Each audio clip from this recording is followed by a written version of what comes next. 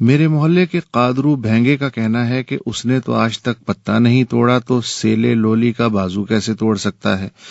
سیلا lovely کہتا ہے کہ میں نے تو آج تک پستول ہاتھ میں لے کے نہیں دیکھا تو قادرو کو گولی کیسے مار سکتا ہوں۔ رینجرز کا ترجمان کہتا ہے کہ ایم کیو ایم کے ہیڈ کوارٹر 90 سے نیٹو کنٹینروں سے چرایا گیا جدید اسلحہ برآمد ہوا۔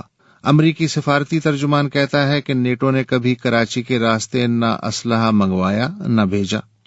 سولت مرزا کہتا ہے کہ میں نے جو بھی قاتلانہ وارداتیں کی الطاف حسین سمیت ایم کیو ایم کی ہائی کمان کے کہنے پہ کی۔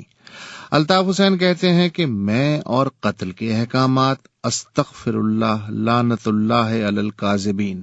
اگر سولت مرزا مجرم ہے تو اسے پھانسی پہ چڑھا دیا جائے۔ پیپلز امن کمیٹی کے مفرور رہنما عزیر جان بلوچ کہتے ہیں کہ وہ جرائم پیشہ بھتہ گیر نہیں بلکہ انہیں لیاری کے حقوق مانگنے کی سزا مل رہی ہے، اور جتنی بھی کرپشن اور جرائم ہیں وہ پیپلز پارٹی کے رہنما کر رہے ہیں۔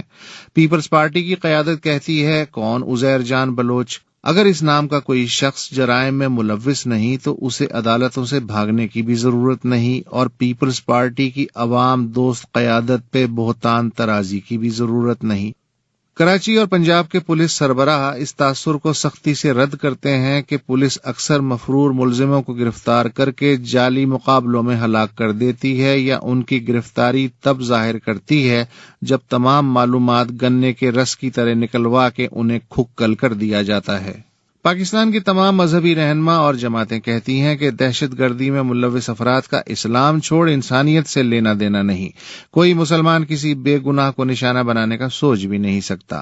یہ سب اسلام و ملک دشمن ایجنٹوں کے خفیہ ہاتھوں کی کارستانی ہے، اور خفیہ ہاتھ بھی یہی کہتے ہیں کہ یہ سب خفیہ ہاتھوں کا کیا دھرا ہے۔ سپاہی صحابہ کہتی ہے اس کا لشکر جھنگوی سے کوئی لینا دینا نہیں۔ حکومت پنجاب کہتی ہے کہ اس کے کسی سابق و حاضر وزیر کا سپاہی صحابہ سے کبھی کوئی لینا دینا نہیں رہا۔ پاکستان کے تمام فوجی اور نیم فوجی اور سویلین ادارے کہتے ہیں کہ وہ شہریوں کی جبری گمشدگی میں قطعاً ملوث نہیں۔ رحمان ملک کے بھائی خالد ملک کہتے ہیں کہ سپر ماڈل ایان علی کے قبضے سے جو $5 لاکھ ایئرپورٹ پہ برآمد ہوئے ان سے ہمارا کوئی تعلق نہیں۔ دلی کا دفتر خارجہ کہتا ہے کہ بھارت پر امن بقائے باہمی اور اچھی ہمسائیگی پہ یقین رکھتا ہے۔ اسلام آباد میں وزارت خارجہ کا ترجمان بھی بیان ہی یہی کہتا ہے، اور ایران و سعودی عرب بھی اپنے اپنے بارے میں یہی کہتے ہیں، اور امریکہ بھی خود کو یہی کہتا ہے، اور اسرائیل بھی۔ جب سبھی قانون پسند پرامن اور شریف ہیں تو پھر جو کچھ بھی میرے محلے سے لے کے دنیا کے آخری کونے تک لچ تلا جا رہا ہے وہ کون تل رہا ہے؟ اگر سبھی بے گناہ ہیں تو پھر مجھے ہی گرفتار کر لو۔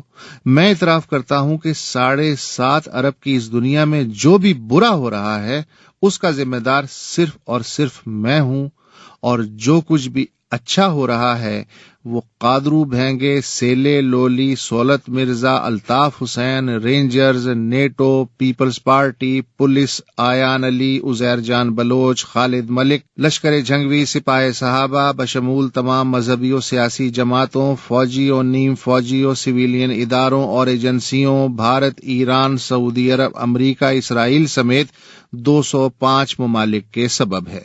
آؤ پکڑ لو مجھے کہ یہ دنیا پرسکون ہو جائے۔